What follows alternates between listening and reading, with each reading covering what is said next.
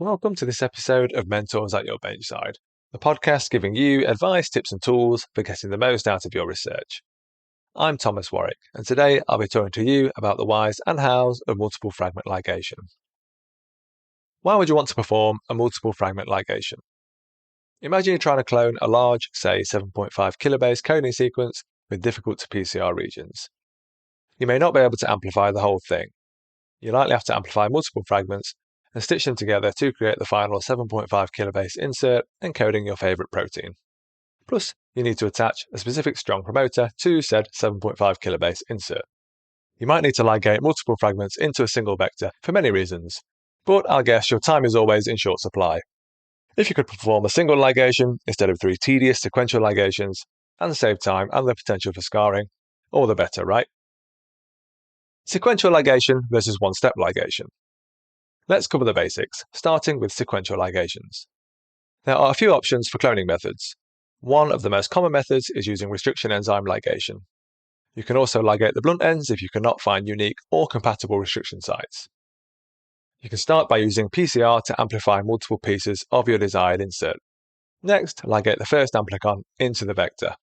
Expand the construct, mini-prep it, cut it, ligate the next amplicon, and so on. While it may be straightforward conceptually, this approach requires multiple ligations, transformations, mini-preps, and intermediate QC steps to get your final result. That's easily weeks of work. Consider a multiple fragment ligation, one step and days of work instead of weeks. What's not to like? On paper, this is straightforward, but how do you ensure that you can match up compatible sticky ends? Or how do you calculate the molar ratios of inserts to the vector? What post-ligation QC steps will you need to ensure you have the complete construct, and how many clones will you need to screen? Fortunately, several approaches have been developed to make multiple fragment ligations practical. Gibson assembly. The Gibson assembly method was invented by Daniel Gibson in 2009. This method allows you to select overlapping regions between fragments, so there's no need to worry about compatible restriction sites or scarring. Step 1. Generate the multiple fragments you're interested in cloning using PCR. Each fragment will contain an overlapping sequence with the next fragment in the series. The assembly will be directional. You can also prepare your vector at this stage, linearizing using restriction endonucleases as you would for any conventional cloning procedure.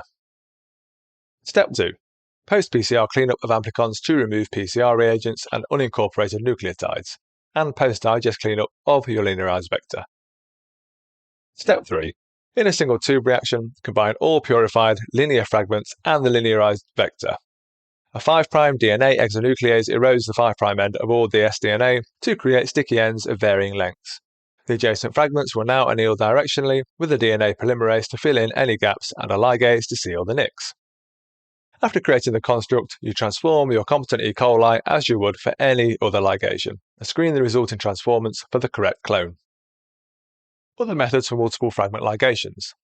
The Gibson method is not the only multiple fragment ligation assembly method. Now we'll go into some alternatives and give you the pros and cons. Using conventional ligation reagents. You can try mixing multiple fragments and the linearized vector together in a single ligation reaction. Your fragments can be generated individually by PCR, or you can purchase synthetic annealed oligonucleotides. Getting the different fragments is the easy part. To directionally ligate them, you must strategically incorporate restriction sites. If the restriction sites are not present in the native sequence of each fragment, they can be engineered in. But your construct will now include some extraneous sequences. If you try to express what you're cloning, then be careful. Consideration is needed to maintain the reading frame and what effect an extra amino acid or two will have on your favourite protein. If convenient restriction sites are not present in your native sequence or you cannot engineer them in, you can try blunt end cloning. This makes it easier to maintain your coding sequence in an expression construct and avoids incorporating extraneous sequences, but blunt end cloning is non-directional. Mixing all fragments and your vector and relying on chance to get the correct fragment orientation will likely be next to impossible. Selectively dephosphorylating 5' ends can overcome the orientation problem with blunt end cloning and might be the best alternative if restriction sites are not present. Cloning systems.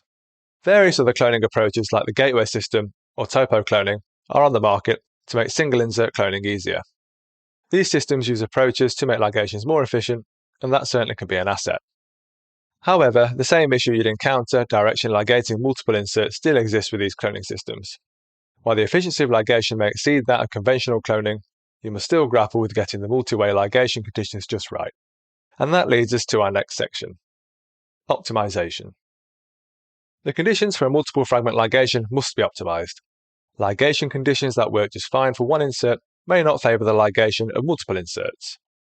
Suboptimal ligation conditions could produce incomplete constructs lacking one or more of your intended fragments, or uncontrolled concatenations of your fragment and the vector. One interesting method performs the ligation of multiple fragments first, and then uses this as the input to a PCR.